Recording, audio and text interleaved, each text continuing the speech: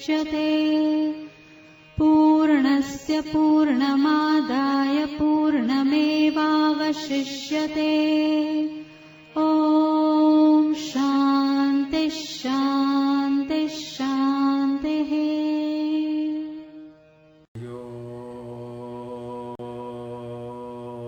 ॐ श्री गुरुभ्यो नमः। कंठे यस्य विराजते हि गरलं शीर्षे च मन्दाकिनी। वामाङ्के गिरिजाननं कटितटे शार्दूलचरमाम्बरम्। माया यस्य ऋणाद्धि विश्वमखिलं तस्मै नमः शम्भवे।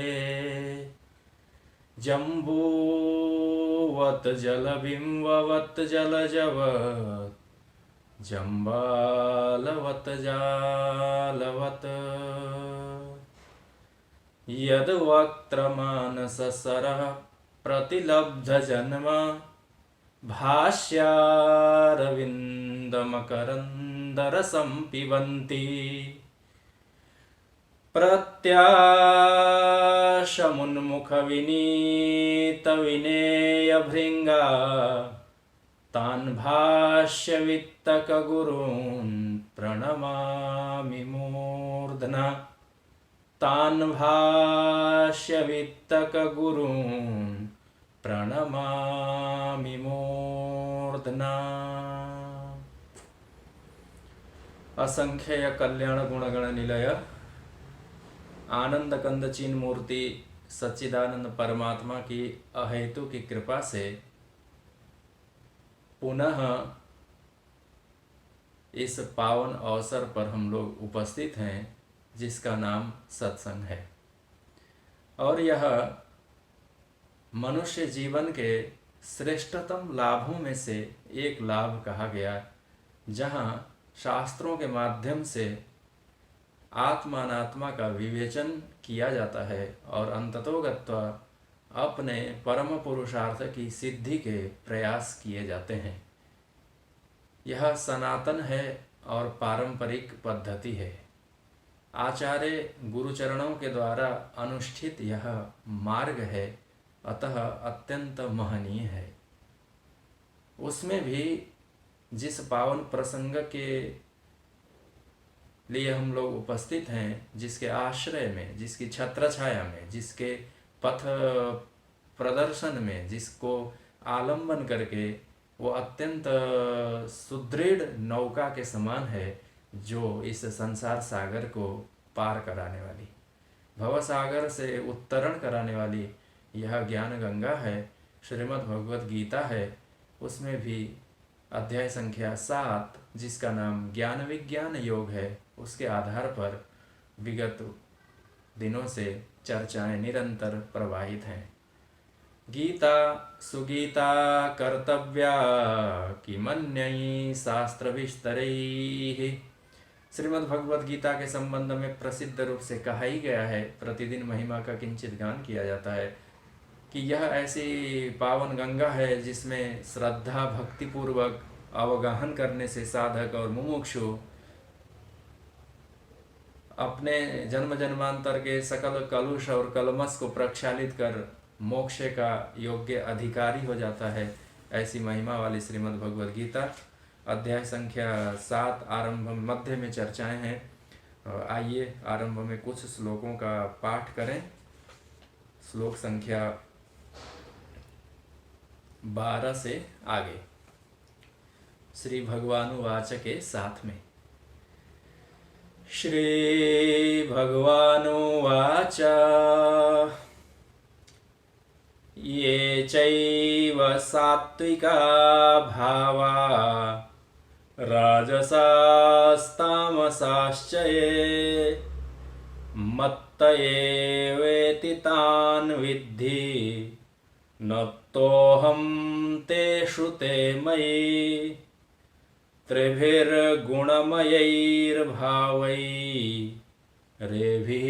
सर्वमिदं जगत् मोहितं नाभिजानाति मामेभ्यः परमव्ययम् दैवी हेषा गुणमयी मम माया दुरत्यया मामेवाये प्रपद्यन्ते मायामेतां तरन्ति ते न मां दुष्कृतिनो मूढः प्रपद्यन्ते नराधमाः मायया पहृतज्ञाना आसुरं भावमाश्रिताः चतुर्विधा भजन्ते मां जनः सुकृतिनोऽर्जुन आर्तो जिज्ञासुरर्थार्थी ज्ञानी च भरतर्षभ। श्रीमद् भगवद गीता अध्याय संख्या 7 ज्ञान विज्ञान योग। पुनः एक बार शोक संतप्त अर्जुन है, कृपा से आपूरित भगवान है।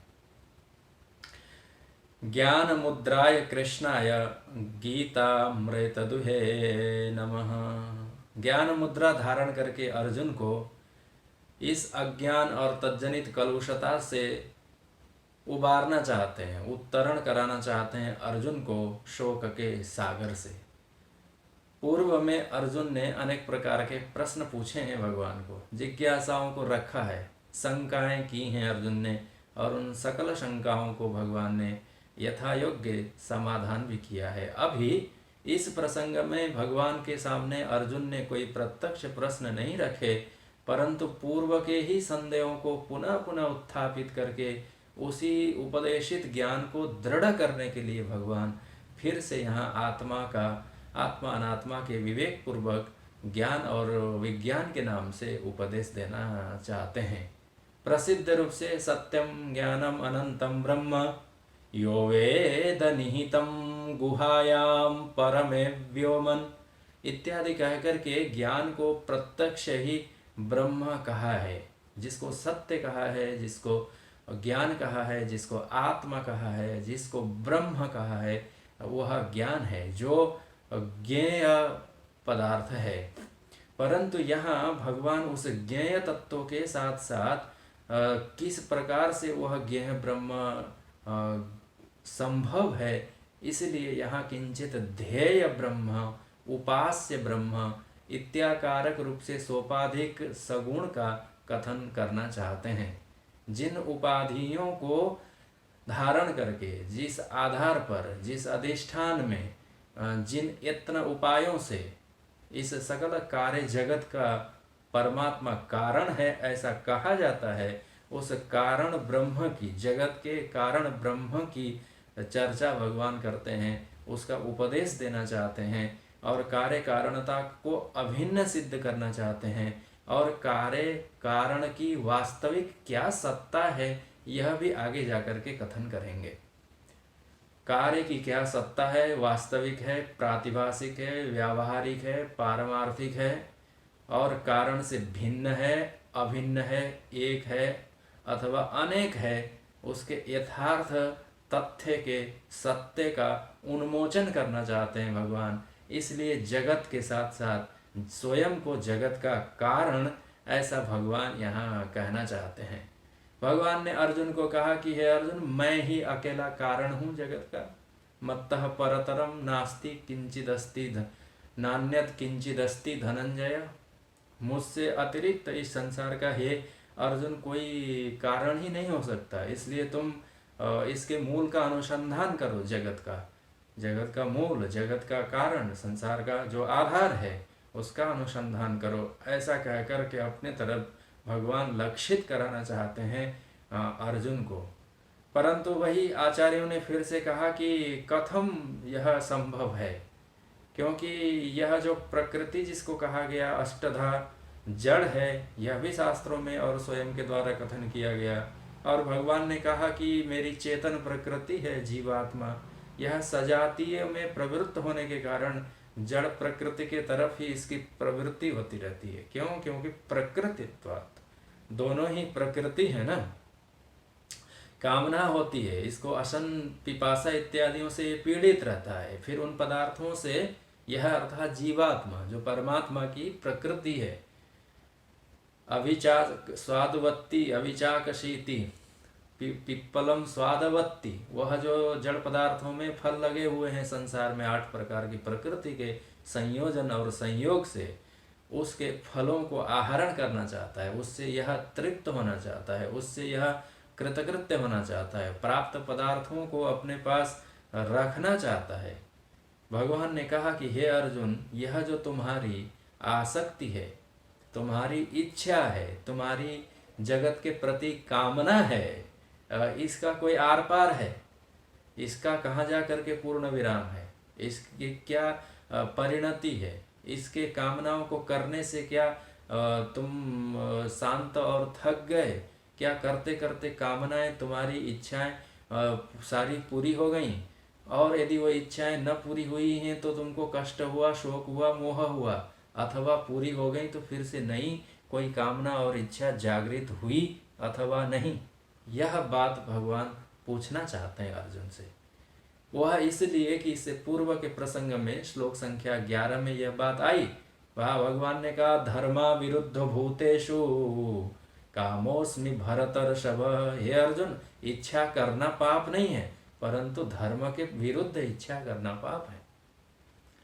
क्योंकि अर्जुन के मन की बात भगवान जानते हैं कि हाँ, यह अनेक प्रकार की इच्छाओं को करने वाला है। इसमें कामना भी है कि राजा मैं बनाऊं युधिष्ठिर को, बड़े भ्राता को। इच्छा है ना, कामना है राजा बनने की, राजकुमार बनने की है। यद्यपि इंद्र के पुत्र हैं स्वयं अर्जुन, उनको पृथ्वी में राजकुमार बनने में कोई उनकी महिमा नहीं है, तथापि यह जीवात्मा की उद्भट आकांक्षाएं होती हैं। बनने का अवसर आ जाए तो ये कुछ भी बन सकता है। इसको तो बस कुछ न कुछ बनने की, यह स्वाभाविक नहीं रह सकता। इसको बनावटीपन में इसकी रुचि है। मनुष्य बनना पसंद करता है। कुकर शुकर योनियों में जाकर के भी कोई बहुत ज़्यादा दुखी होता है ऐसी प्रतीति नहीं होती है। मच्छर मक्खी बन करके भी अपने क्रियाओं को खूब अच्छी तरह से संपन्न करता रहता है। बस इसकी एक ही आकांक्षा है कि कुछ न कुछ मैं बनूं।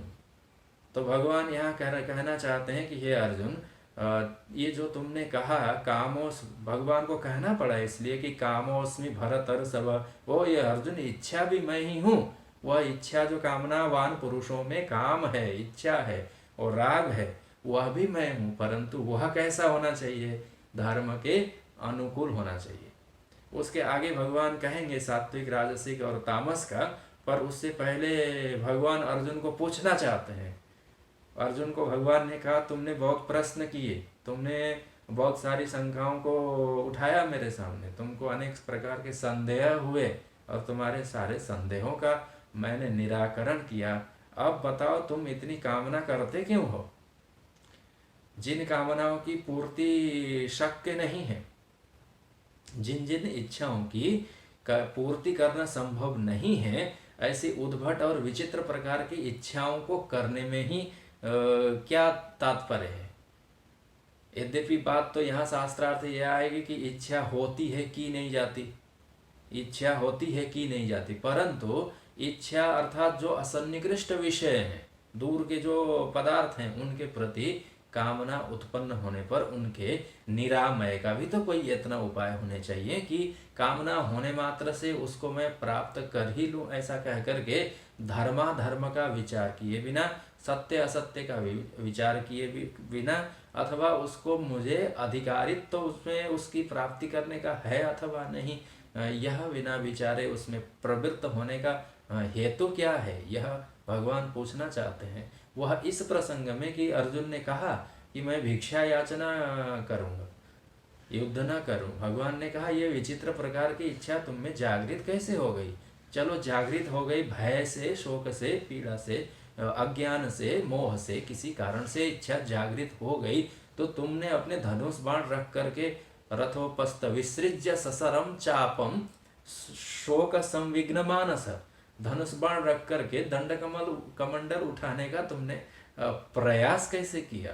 भगवान ये अर्जुन से पूछना चाहते हैं कि कामना तुम में हुई, इच्छा हो गई, इच्छा होना कोई पाप नहीं है, परंतु इच्छा होकर के तदनुकूल प्रवृत्ति करके धर्म के परिपंथी होकर के मार्ग बदल लेना, यह साहस और दुस्साहस से अर्जुन तुमने कैसे किया, जरा ये बताओ। तुमने ये विचार नहीं किया कि यह मेरा जो कर्म है जिसमें मैं प्रवृत्त होने वाला हूँ, जिस पदार्थ की मुझे प्राप्ति होगी, जो भिक्षा का अन्न होगा, वह मेरे लिए उचित होगा अथवा अनुचित होगा, सात्विक राजस तामस है, यह तुमने कुछ विचार किया।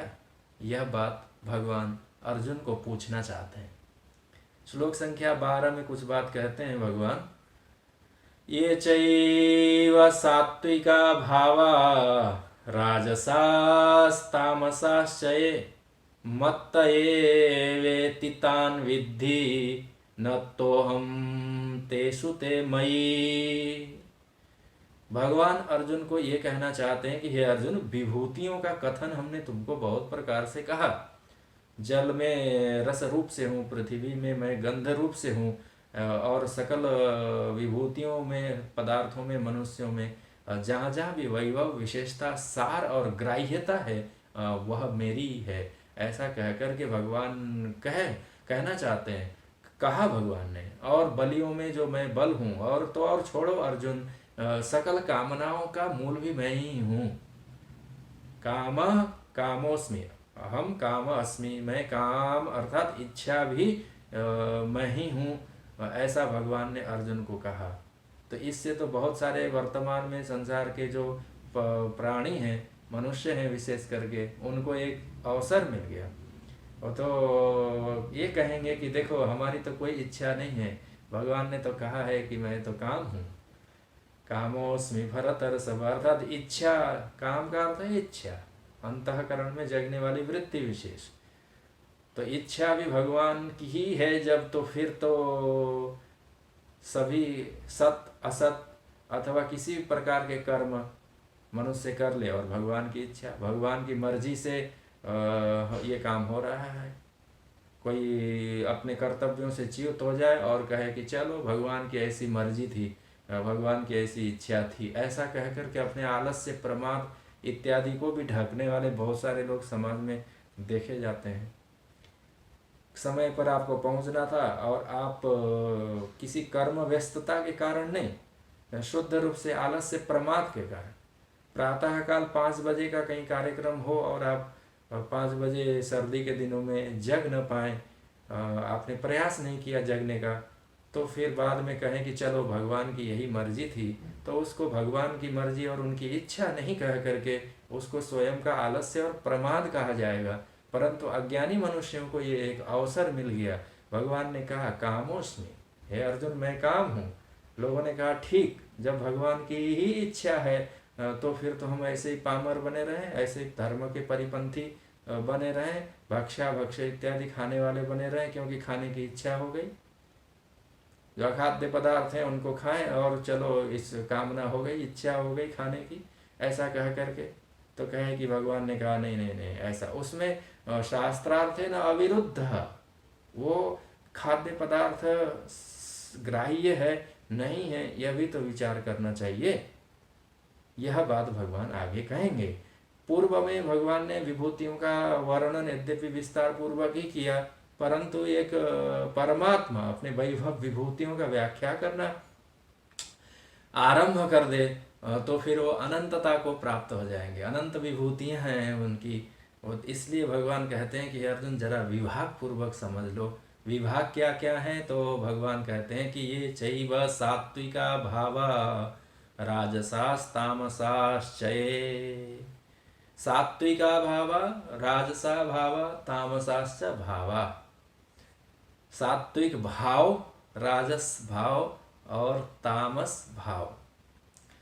अब ये भाव को लेकर के बड़ी विलक्षण आचार्यों की चर्चाएं हैं, उनके अपने व्याख्यान हैं, बहुत विस्तार है, परंतु हम लोग उस विस्तार में नहीं जाएंगे, क्योंकि आपको हर शास्त्र में अनेक अनेक प्रकार के भाव मिलेंगे। नाशतो विद्यते भावो ना भावो विद्यते सतः। भगवान भी कुछ भाव की चर्चा द्वितीय अध्याय में कर चुके हैं। व्यवहार में आप भाव देखेंगे तो उसको मूल्य और वजन से आंका जाता है, क्या भाव है।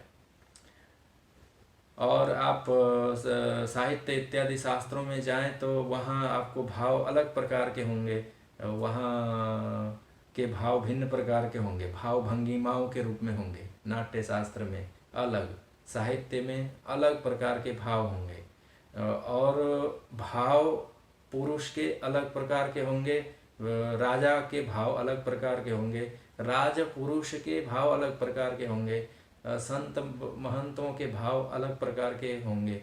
यह भी भाव तत्त स्थान में अलग प्रकार से समझना चाहिए, जिनको गुणों के अर्थ में भी आप ग्रहण कर सकते हैं। पर यहाँ भगवान भाष्यकार आद्य जगत गुरु भगवान शंकराचार्य महाराज भाव का अर्थ करते हैं पदार्थ, क्योंकि भगवान की विभूतियों का वर्णन है। विभूतियों का वर्णन होने के कारण भी भावः इति किम, तो कहे कि पदार्थः। अन्यथा सात्विक भाव मन में लाने वाली मन की वृत्ति विशेष मात्र इस संकुचित अर्थ में यह भाव नहीं है। ये सात्विक भाव, ये राजस भाव और ये तामस भाव, ये मत्त एवेति तान् विद्धि। इतने तक आप श्लोक का अर्थ स्मरण में कर ले। ये च एव सात्विका भावा, ये च एव राजसा भावा, ये च एव तामसा भावाः। अर्थात सात्विक भावनाएं इस अर्थ में नहीं है, सात्विक पदार्थ, राजस पदार्थ और तामस पदार्थ। हे अर्जुन, यह तीनों ही मत्त मेरे से उत्पन्न होते हैं, ये बात भगवान कहना चाहते हैं। क्यों? क्योंकि भगवान यहाँ जगत के कारणत्व न अपनी व्याख्यान करते हैं। मैं जगत का कारण हूं ऐसा कहते हैं, तो आप कैसे कारण है, किसके कारण है? तो ये संसार के कारण है, पदार्थों के कारण है। बात आई, पदार्थों के कारण है। ये पदार्थ क्या है? तो कहे भावा पदार्थाः, ये भाव ही पदार्थ हैं। कैसे हैं? तो कहे प्रधानेन व्यपदिश्यते। पदार्थ गिनने जाए तो फिर इन पदार्थों का कोई आर पार और अंत नहीं है। पदस्य अर्थ पदार्थ, ऐसा विच्छेद आप कर सकते हैं। भाव का अर्थ हुआ पदार्थ। फिर से ये भाव ही नहीं जानते तो पदार्थ क्या है? तो कहे पदस्य अर्थ पदार्थ, पदानाम अर्थ पदार्थ। पदों के जो अर्थ होते हैं उनका नाम पदार्थ ऐसा कहा जाता है। अब पदार्थों को लेकर के भी बड़ी फिर शास्त्रार्थ है। कोई दार्शनिक लोग 7 मानते हैं, कोई 5 मानते हैं, कोई 9 मानते हैं। अनेक प्रकार के पदार्थों की गणना है। तो उतने दूर नहीं जा करके पदार्थ भावा का किस प्रकार के पदार्थ हैं? तो कहे सात्विक पदार्थ, राजस पदार्थ, तामस पदार्थ, वो सब हे अर्जुन मेरे से ही उत्पन्न हुए हैं, ऐसा जानो। क्या क्या आपसे उत्पन्न हुआ है? तो कहे पदार्थ जहाँ जहाँ जा करके खोज लो। ये तो किंचित पदों के अर्थ होंगे। पद का अर्थ होता है कोई आप वाणी के द्वारा शब्दों का उच्चारण कर ले, जहाँ सुप और तिंग इत्यादि अंतिम में प्रत्यय लगे होते हैं। ऐसा आचार्य लोग उसके दूसरे सिद्धांतों में व्याकरण इत्यादि शास्त्रों में कथन करेंगे, सूत्र बनाएंगे। सुप्तिंगंतम पदम, जैसे राम है, रामः रामः रामः रामो रामः इत्यादि कहेंगे। फलम फले फलानि ऐसा कहेंगे। पुस्तकम पुस्तके पुस्तकानि ऐसा कहेंगे।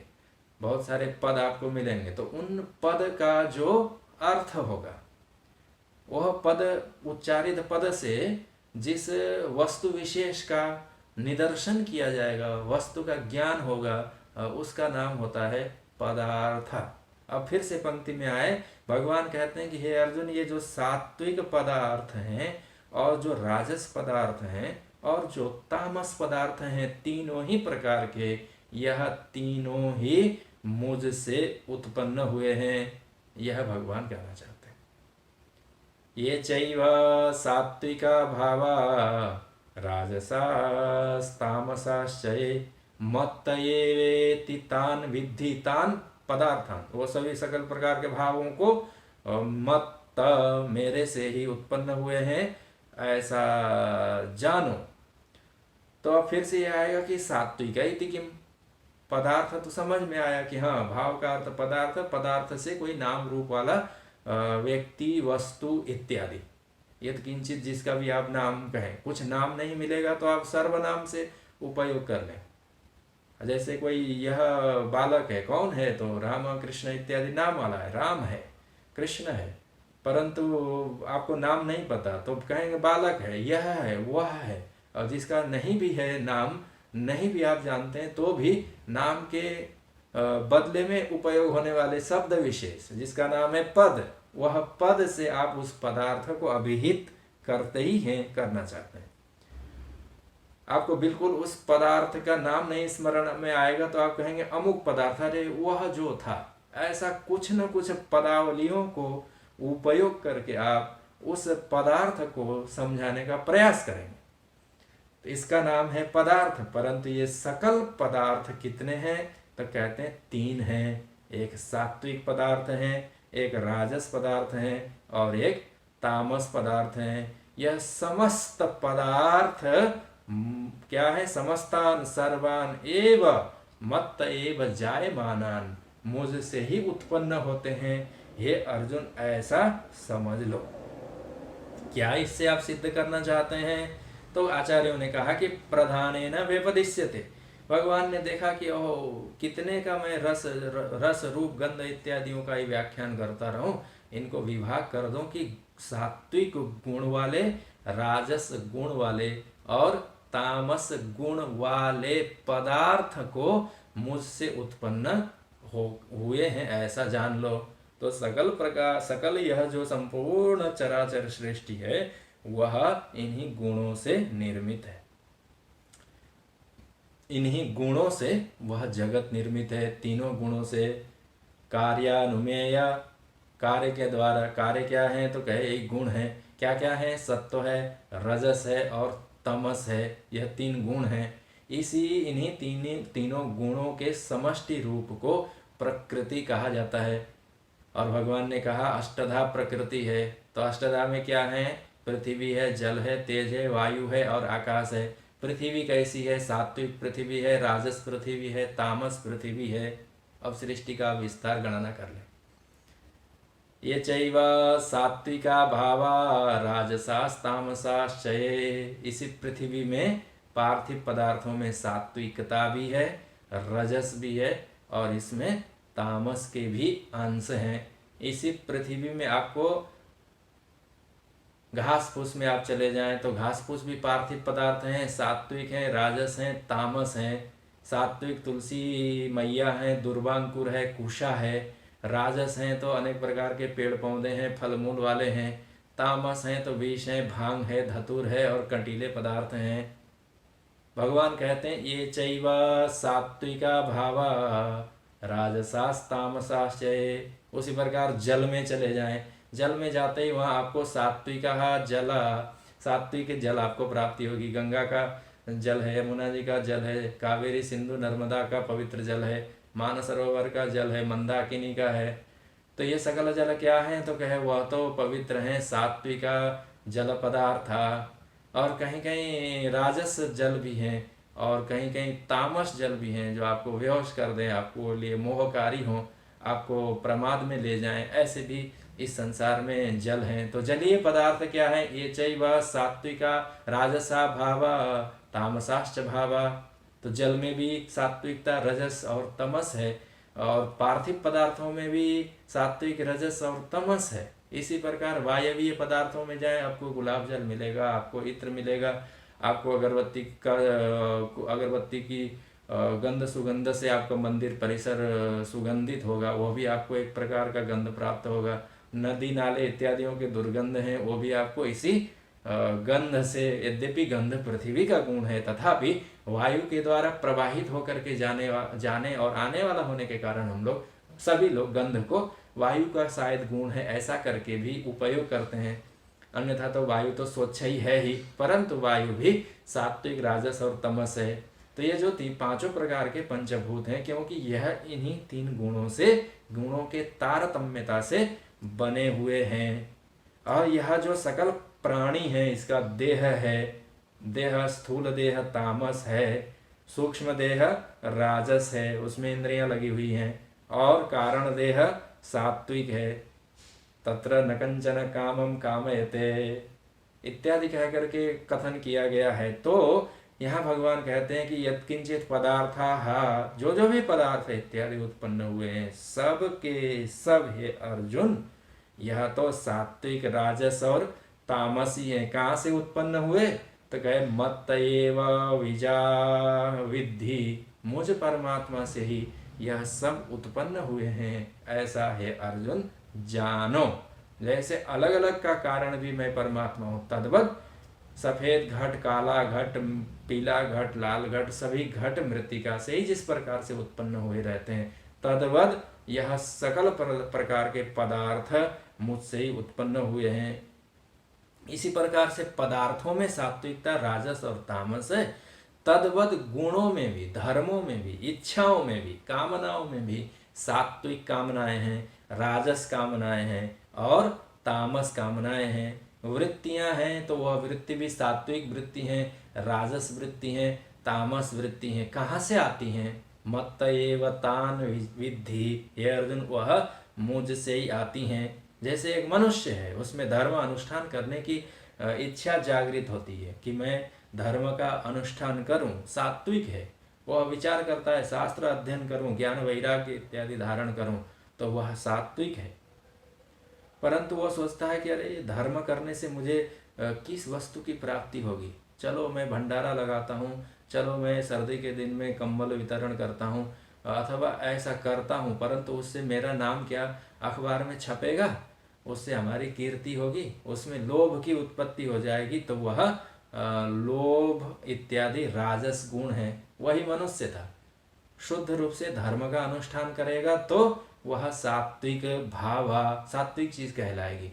परंतु वह धर्म का अनुष्ठान करके अपने लाभ हानि का हिसाब किताब रखेगा, उसको विचारेगा हाँ हाँ मैं इतना करूं तो मुझे दूसरे दिन फ्रंट पेज पर चित्र के सहित हमारा नाम होगा, ऐसा कहेगा, तो वो लोभ की वृत्ति आ गई, वो राजसिक हो गया। भगवान ने कहा कि हे अर्जुन, ये सब आते मुझसे ही हैं। तो अर्जुन कहेंगे कि तब तो केशव आप ही सबको प्रेरित करते हैं अच्छे बुरे और निकृष्ट कर्म करने के लिए। तो भगवान कहेंगे कि नहीं नहीं, भाष्यकार भगवान कहेंगे, आचार्यों को बड़ी चिंता रहती है कि भगवान ने तो उदार होकर के बहुत सारे वचन अर्जुन को कह दिए, चैव सात्विका भावा राजसास्तामसाश्चये मत्त एव तान विद्धि। हे अर्जुन, सब भाव पदार्थ मुझसे उत्पन्न होते हैं, सात्विक, राजस, तमस। तो अर्जुन ने कहा बहुत अच्छा, यह जब मैं पलायन करना चाहता हूँ तब आपकी प्रेरणा से हुआ, ये जो हमने हस्त से सर्व बाण इत्यादि निकाल करके रख दिए, कंधे से उतार दिया तूणीर को, तो यह भी आपकी मर्जी से हुई। यह जो हमारा मान अपमान इत्यादि होने वाला हुआ था, यह भी आपकी मर्जी से हुआ, तब तो मैं निर्दोष हो गया। ऐसा अर्जुन फिर भगवान के ऊपर आक्षेप करना चाहेंगे। तो इसलिए आचार्य लोग आप हम सबको मार्गदर्शन करते हैं। भगवान भाष्यकार आद्य जगत गुरु भगवान शंकराचार्य ने कहा कि प्राणिनाम स्वकर्म वशात जायन्ते भावाः। भगवान ने तो कहा कि मत्त एव, मुझसे ही उत्पन्न होते हैं, जायमान, उत्पन्न होने वाले भी भविष्य में आगे मुझसे ही उत्पन्न होने वाले हैं।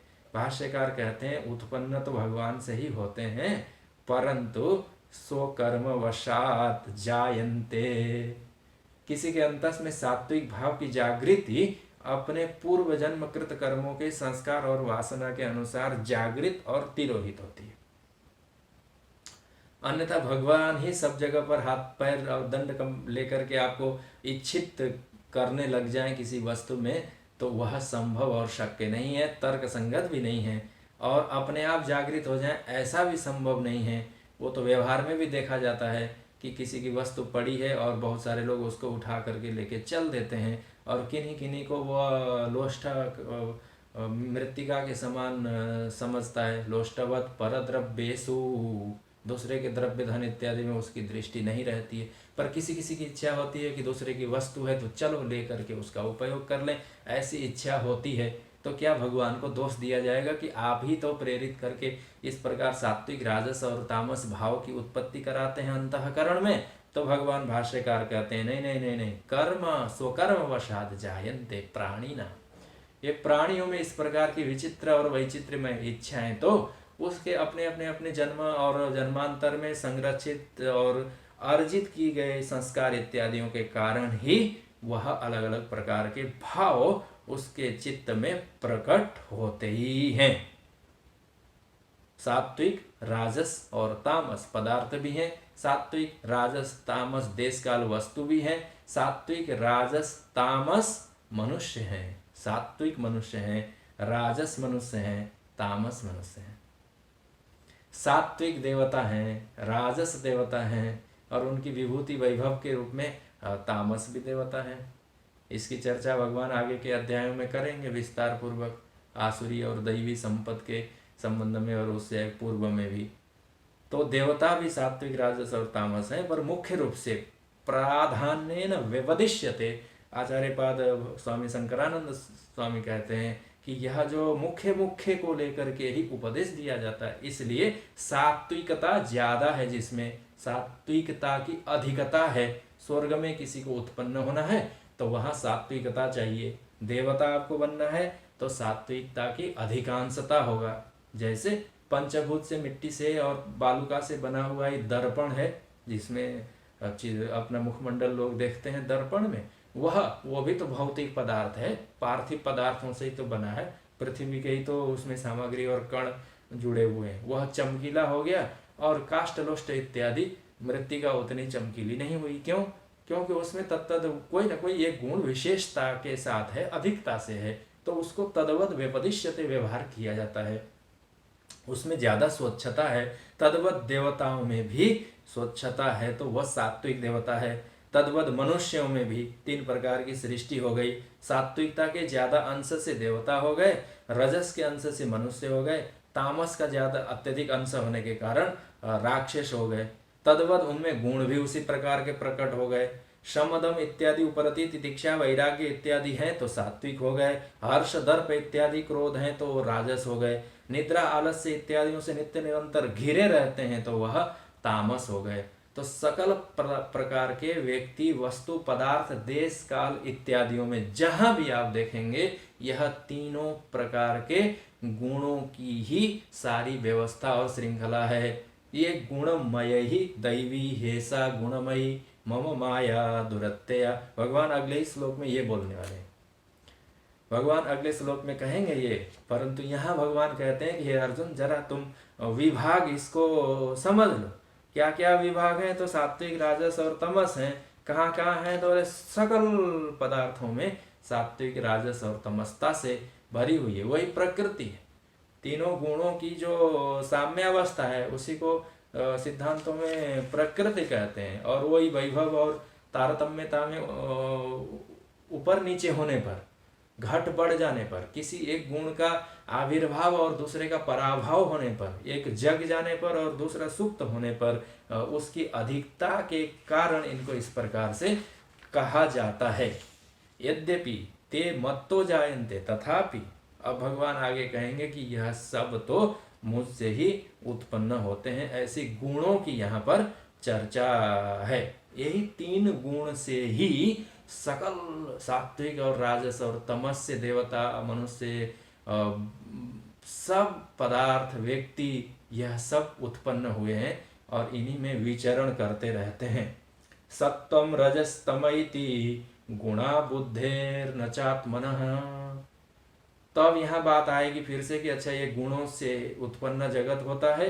पहले जिसको आपने प्रकृति कहा है वही, जब गुणों से ही उत्पन्न होता है और भगवान ने कहा कि मत्त एव यति, ये तीनों मुझ से उत्पन्न होते हैं, तो ये 3 गुण भी फिर परमात्मा में रहते ही होंगे। यह प्रश्न आएगा। जैसे पहले भी प्रश्न आते थे कि जब प्रकृति है जगत की कर्त्री, तो प्रकृति परमात्मा में रहती होगी भिन्नत्वेन अभिन्नत्वेन, एकाकार होके अलग पृथक अथवा कैसे भी। तो तद्वद यहाँ भी बात आएगी कि ये सात्विकादि जो भाव हैं, भाव पदार्थ हैं, वो मत एव परमात्मा से उत्पन्न होते हैं। तो वह गुण क्या परमात्मा में रहते हैं वास्तव में, तब जाके उत्पन्न होते होंगे? तो बोले कि नहीं, यह तो बुद्धि के धर्म है, आत्मा के धर्म नहीं है। ऐसा कहकर के भगवान ने उद्धव जी को भी श्रीमद् भागवत महापुराण में उपदेश दिया था। सत्वम रजस्तम इति गुणा बुद्धे न चात्मनः सत्त्वेनान्यतमो हन्या सत्वं सत्त्वेन चैव हि। ये बुद्धि के गुण हैं, आत्मा के गुण नहीं है। परंतु आत्मा के गुण नहीं होने पर भी यह जीवात्मा कल्पना करता है, अरे ये तो मेरे गुण हैं, ऐसा कह करके उन गुणों से गुणी हो जाता है, फिर उनको रखना चाहता है, गुणों के अनुसार आचरण करता है। पर वहाँ श्रीधर स्वामी पाद ने कहा है कि विद्या कुठारेण जीवाशयम विवृश्च साधनम त्यजेत्युक्तम, ऐसा कहा। यहाँ भी भगवान ने यही कहा कि सत्वेन अन्यतमो हन्यात्। यह गुणों की का कथन इसलिए किया जाता है कि सात्विक गुण से अन्यतम अर्थात राजस और तमस दोनों गुणों को हन्यात्, नाश करे और वध करे। परंतु ये सब गुण इतने आकर्षक हैं, सात्विक रजस वाले, तामस भी व्यक्ति को अच्छा ही लगता है, निद्रा आलस्य इत्यादि, परंतु सात्विक और तामस, सात्विक और रजस गुण तो व्यक्ति को बहुत ही प्रियकर हैं, अच्छा लगने वाले हैं। इसलिए उन गुणों को स्वयं में रखना चाहता है। वो सोचता है मेरे ही गुण हो जाए तो अच्छा है, आत्मा के ही धर्म वो मान लेता है इन गुणों को, सात्विकता को और रजस को। तो कहते हैं कि नहीं नहीं, न चात्मनः, ये बुद्धे है, ये तो बुद्धि के गुण है, आत्मा के नहीं है। इसी बात को लेकर के आदिकाल में एक आख्यायिका आई है। पदार्थ व्यक्ति भी हैं, पशु पक्षी हैं, वो भी सात्विक रजस और तमस है। एक हंस नाम का पक्षी होता है, वो सात्विक होता है, और एक उल्लू है तो वह तामस है, और रात्रि में देखने का उसका स्वभाव है। तो पक्षियों में भी है, पशुओं में भी सात्विक हैं, राजस हैं, तामस हैं। यह संपूर्ण गुणों से भरा हुआ यह जगत है, आप जहाँ जहाँ भी देखें। और यहीं पर यह बात आई कि सत्वेन अन्यतमो हन्यात्, सत्व गुण से दूसरे गुणों को पराभव करके रखना चाहिए, अन्यथा तमस और रजस के वश में आ जाएंगे तो फिर मनुष्य का पतन हो सकता है। सात्विक पदार्थ हैं, आहार विहार में सात्विकता इत्यादि है, और राजस हैं, तमस हैं, प्रसाद इत्यादि आपके सात्विक हैं। उसी प्रकार संग भी आपका सात्विक रजस और तमस प्रकार का होगा। तत्त प्रकार के व्यक्तियों से आप संग करेंगे तो स्वयं में वो गुण नहीं होने पर भी आपको उस प्रकार के फल की प्राप्ति होती है। पंचतंत्र में एक छोटी सी घटना आती है आख्यायिका के माध्यम से।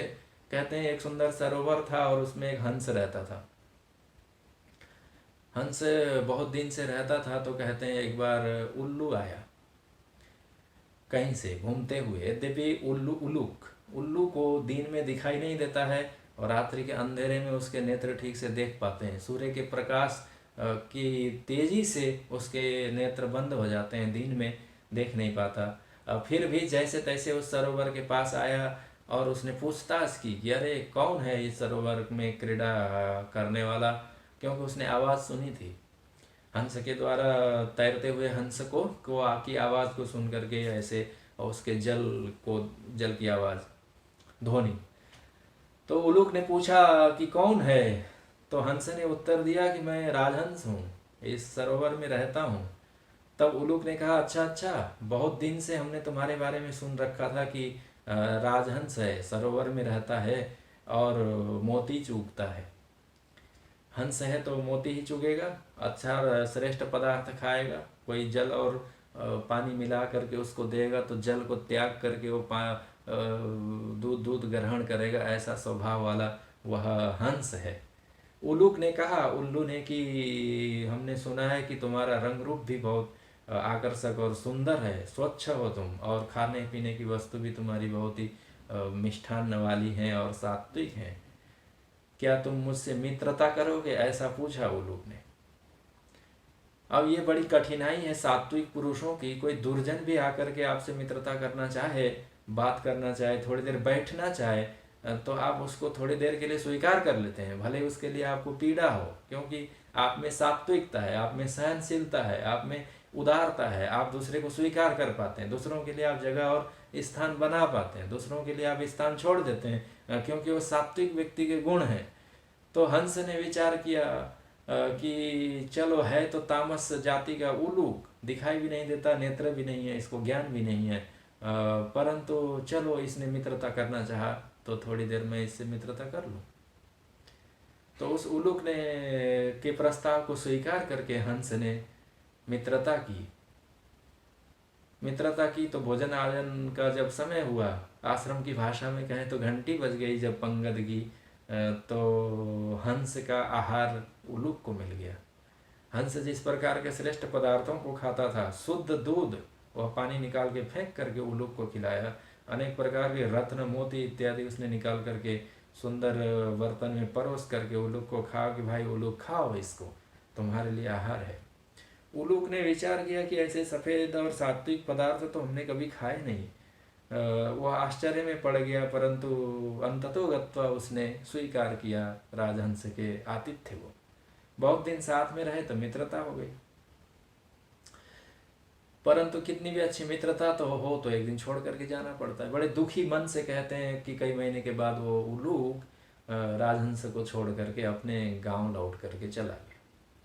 वहाँ शिक्षा यह दी गई है कि अत्यंत निकृष्ट होने पर भी, ज्ञान दृष्टि से रहित, नेत्र भी नहीं होने पर भी, जब संगत श्रेष्ठ की करता है व्यक्ति, तो उसको अनायास ही उस प्रकार के वातावरण, उस प्रकार के गुण धर्म, उस प्रकार की योग्यता, उस प्रकार की सुविधाएं, उस प्रकार के श्रेष्ठ आचरण, उस प्रकार की महनीय विद्या, अध्यात्म इत्यादि की प्राप्ति हो जाती है। उलूक का कोई सामर्थ्य नहीं था, वो तो बेचारा देख नहीं पाता था, परंतु सात्विक हंस से मित्रता करने के कारण उसको अनायास ही प्राप्त हो गए। परंतु जब वो हंस के साथ मित्रता करता था तो एक दो बार ऐसी घटनाएं हुई कि कोई व्यक्ति सरोवर में स्नान करने के लिए आया, नित्य प्रति वो सात्विक राजहंस का दर्शन करता था, आज देखा वो उलूक, ऐसा करके उसको आश्चर्य हुआ।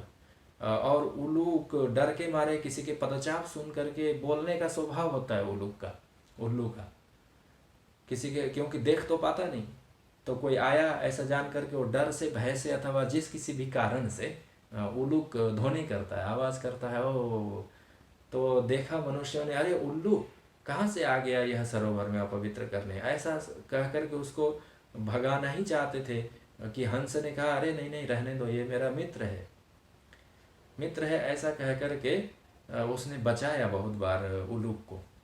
तो ये भी वहाँ शिक्षा दी गई है कि सत्संगति कथया किन्न करोत्य पुंसाम, श्रेष्ठ जनों के छत्र छाया में आप रहेंगे, आश्रय में सात्विकता के, तो स्वाभाविक रूप से आपको अभिनय के माध्यम से ही सही आपको उस प्रकार की सात्विकता को धारण करना होता है। लौट करके चला गया उलूक, और बहुत दिन बाद कहते हैं कि उसको हंस की स्मृति आ रही थी, तो एक दिन हंस भी अपने पुराने मित्र उलूक के घर चला गया। एक ही दिन के लिए गया था बेचारा, और जा कर के उलूक ने बड़ा सत्कार किया। ओहो, तुम पुराने हमारे मित्र हो, तुमने हमारी बड़ी सेवा की थी सरोवर में, परंतु मैं तो इस वटवृक्ष के क्वार्टर में रहता हूँ, तुम्हारे समान स्वच्छ जल नहीं है, क्योंकि मैं तो उस प्रकार का घर नहीं बना सकता, सरोवर नहीं, उसमें सुंदर स्वच्छ निर्मल जल नहीं है, उस जल में कोई खिले हुए सुंदर कमल पुष्प नहीं है, कमलिनी नहीं है, ऐसा कह करके किंचित दुखी हुआ। पर हंस ने कहा, चलो कोई बात नहीं, जिस प्रकार तुम्हारा स्वभाव संस्कार है उसी प्रकार के घर द्वार होंगे, उसी प्रकार की सजावटें होंगी, उसी प्रकार की व्यवस्थाएं होंगी। तो कहते हैं कि बहुत आग्रह करके उस उलूक ने हंस को एक दिन के लिए रोक लिया अपने घर। हंस तैयार हो गया, संध्या का समय था, और कोई मार्ग में जाने वाले पथिक उस मार्ग से गुजर रहे थे, तो गुजरते गुजरते वह उलूक बोला बीच में, तो उलूक की ध्वनि हुई। पथिक ने विचार किया कि हो, मैं तो सत्कर्म के लिए जा रहा था, परंतु यह उलूक बोल करके इसने तो अपशकुन कर दिया, क्योंकि वो तामस प्राणी है। आप कहीं मार्ग में यात्रा कर रहे हो, आपने सात्विक पदार्थ के दर्शन किए, आपने कन्या का दर्शन किया, आपने भरे हुए जल का दर्शन किया, आपने सुंदर पुष्प का किया, आपने देव विग्रह के दर्शन करके आप घर से निकले, आपने पवित्र वस्तु का स्पर्श किया, दुर्वा, कुश इत्यादि का, गाय के गोबर का पंचगव्य प्राशन करके आप घर से निकले, मांगलिक पदार्थ हैं जो सात्विक हैं। तो वो व्यक्ति जो राहगीर था, मार्ग में जा रहा था, तो उसने देखा, हो ये तो अशुभ है, अपशकुन लाने वाला है, हमारे लिए मंगलकारी नहीं है, ऐसा कह करके, पहले की बात है आदिकाल की, जब पथिक यात्रा करता था तो कंधे पे अस्त्र शस्त्र लेकर के, बाण तुणीर और धनुष लेकर के चलता था। तो कहते हैं उसने झट से एक बाण निकाला और प्रहार किया। हंस और उलूक एक ही कोटर में थे, रात्रि का समय था, इसलिए उलूक ने देख लिया कि अरे ये तो बाण इधर से दौड़कर उड़ते हुए मेरे पास आ रहा है, और वो फुर्र से उड़ गया उल्लूक। परंतु हंस तो आतिथ्य स्वीकार करके उल्लूक के घर में रहता था, संध्या का समय था, हंस देख नहीं पाया। कहते हैं उसी बाण से विद्ध होकर के हंस मर गया बेचारा। तो वहाँ शिक्षा ये दी गई है कि यहाँ भी ये बात आई कि सत्तम रजस्तमयति गुणा बुद्धे सत्वेन अन्यतमो हन्यात, सात्विक गुण से दूसरे को पराभव करना चाहिए, अन्यथा रजस और तमस की ज्यों ही अवस्था आ जाती है, ज्यों उनको समय मिल जाता है तो वो राजसिक गुण सात्विक को दबोच लेते हैं, तामसिक गुण सात्विकता को आपके अंतस में क्षण भर के लिए भी टिकने नहीं देना चाहता। सात्विकता का गुण होगा तो बार बार स्वयं को व्यक्ति प्रश्न करेगा, स्वयं को टोकेगा, स्वयं को धर्म मार्ग में प्रतिष्ठित करना चाहेगा, अधर्म अचिंतन को विचारों को तिरस्कार और नकारना चाहेगा। रजस और तमस इन चीजों को प्रश्रय देते हैं, व्यक्ति का जीवन अपवित्र हो जाता है। तो कहते हैं कि पंचतंत्र में जो बात आई हंस और उल्लूक के मित्रता में नाश किसका हुआ? सात्विकता का नाश हुआ, क्योंकि तमस तो प्रबल था, वो रात्रि में देख पाता था।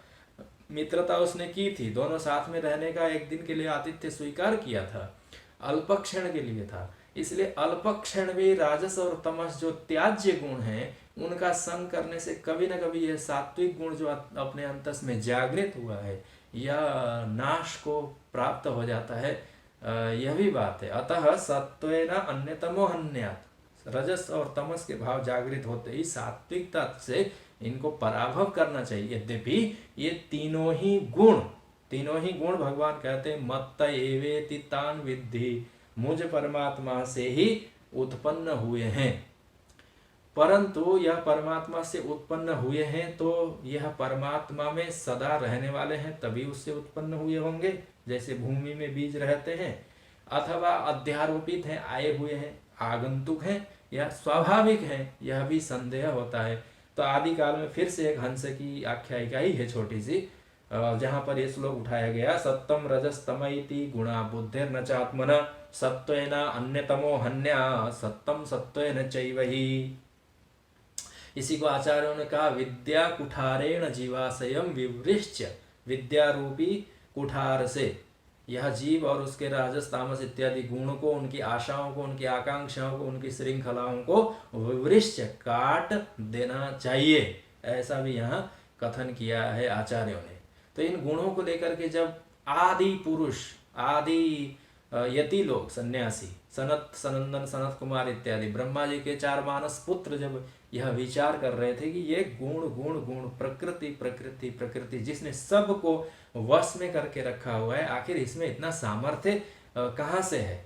क्या ये गुण परमात्मा के ही हैं? क्या ये प्रकृति के गुण हैं या आत्मा और प्रकृति अथवा मन के हैं अथवा बुद्धि के हैं? ऐसा विचार नहीं कर पाने के कारण उन्होंने येदा त्वं सनकादिभ्यो येन रूपेण केशव, हिरण्यगर्भ के मानस पुत्र सनकादि एक बार अपने पिताजी को पूछने के लिए चले गए थे कि हे पिताजी, कृपा करके आप हमें ये बताएं कि यह जो गुण है ना, गुणेषु आविशते चेतो गुणाश्चेतसि वा प्रभो।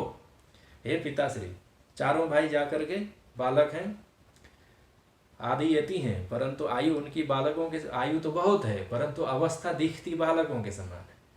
तो अपने पिता हिरण्यगर्भ ब्रह्मा जी के पास जाकर के उन्होंने नमस्कार दंडवत इत्यादि करके श्रद्धा पूर्वक पूछा कि गुणेषु आविशते चेतो, यह जो हमारा चित्त है अथवा मन कहा जाता है जिसको, वह गुणों में है अथवा सात्विक राजस तामस तीनों को ग्रहण करें, गुणों में है अथवा ये गुण हमारे मन में है।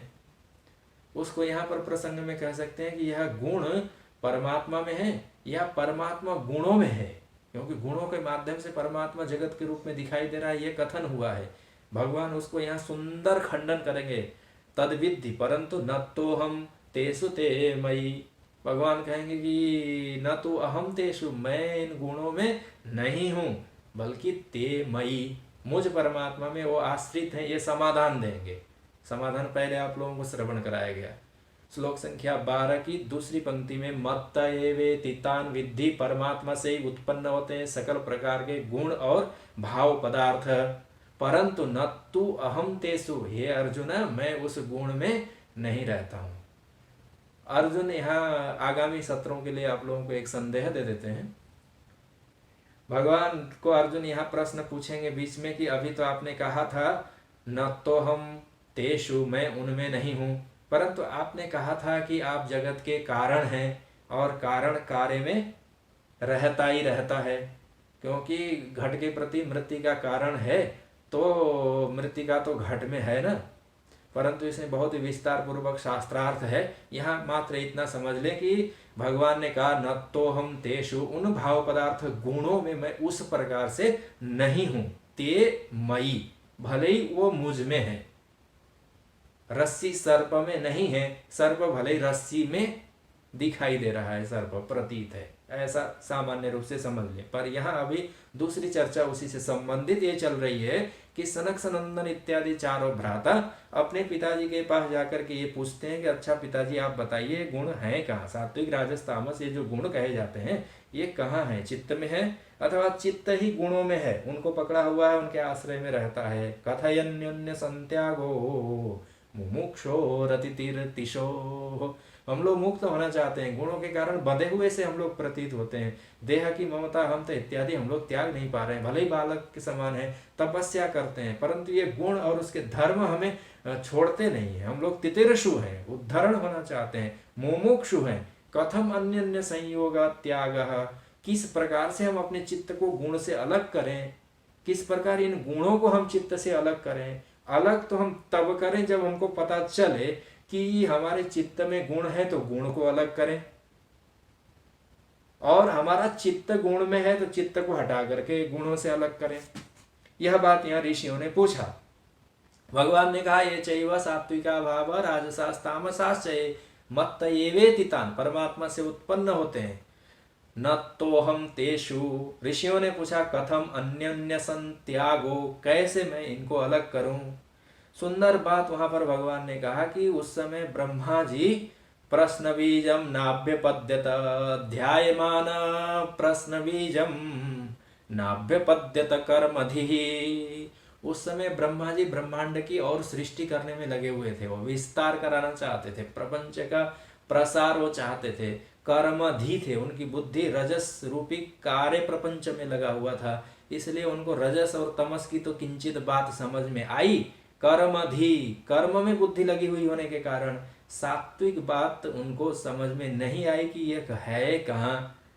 तो उन्होंने कहा कि ये पुत्र लोग, मैं अन्य कर्मों में व्यस्त हूँ, अब मैं जानता नहीं हूँ, चलो हम लोग सब लोग मिलके जो आदि पुरुष नारायण है, परमात्मा है, जिसके ये गुण हैं उसको पुकारते हैं। ऐसा कह करके पिता पुत्र सब मिल करके भगवान को पुकारने लगे।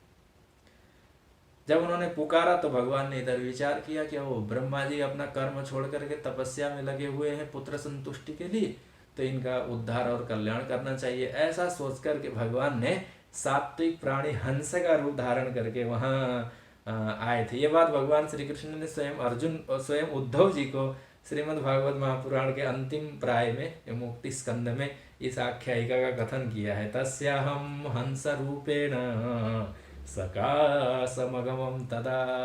हंस रूप धारण करके भगवान आदि पुरुष नारायण जो श्रीहरि हैं वह वहाँ पहुँच गए, और चारों भ्राताओं ने, सनक सनंदन, सनत कुमार इत्यादियों ने और ब्रह्मा जी ने नेत्र खोला, दंडवत प्रणाम किया, हाथ जोड़ करके खड़े हो गए और पूछा को भवान, आप कौन हैं।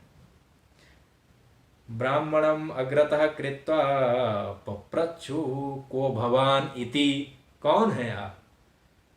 हंस रूप में आए हुए भगवान ने कहा कि को भवान इति वो प्रश्न वाचारंभो है नर्थकः। उन्होंने कहा कि को भवान, कौन है आप, यह करके पूछना है ब्रह्मा जी, यह निरर्थक है। अब मैं तो आपके सामने हंस रूप में खड़ा हूं, तो हंस ही हूं, बगुला तो नहीं हो सकता, उलूक तो नहीं हो सकता। को भवान इति वो प्रश्न वाचारंभो है नर्थक, ऐसा कह के ब्रह्मा जी के पहले ही प्रश्न से भगवान ने खंडन करना प्रारंभ किया, उनके सारे प्रश्न और शंका इत्यादियों का समाधान किया, और अंतिम में जाकर के भगवान ने समाधान दिया कि हे ब्रह्मा जी, जो माम भजन्ति गुणा सर्वे निर्गुणम निरपेक्षिकम सुहृदम प्रियमात्मानम साम्या संगादयो गुणा।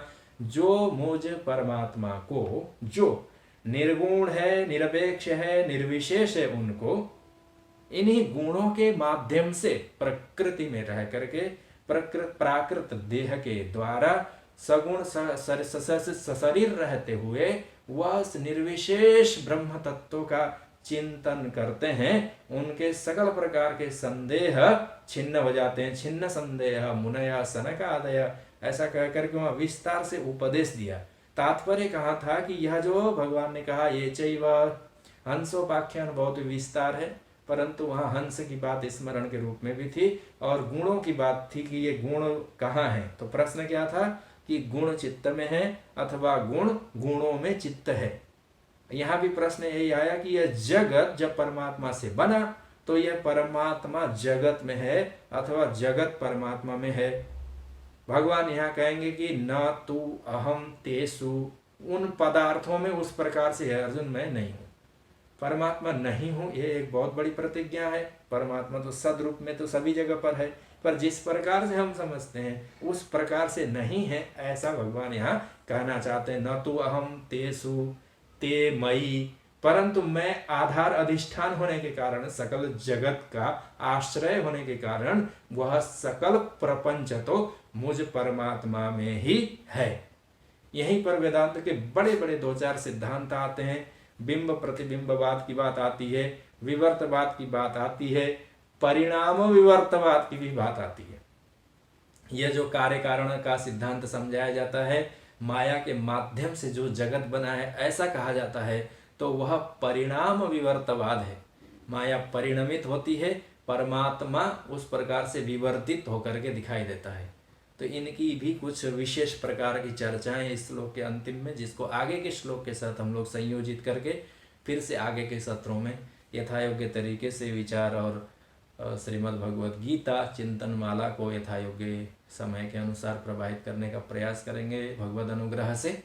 आज के सत्र को हम लोग यहाँ इस प्रकार की चर्चाओं के साथ विश्राम देते हैं। हरि ओम। पूर्णमदः पूर्णमिदं पूर्णात् पूर्णमुदच्यते पूर्णस्य पूर्णमादाय पूर्णमेवावशिष्यते। ओम शांति शांति शांति। श्री गुरुभ्यो नमः। हरि ओम। बोले सच्चिदानंद भगवान की, सद्गुरुदेव महाराज की, काशी विश्वनाथ महादेव की, गंगा मैया की। ओम नमः पार्वती पतये। हर हर महादेव।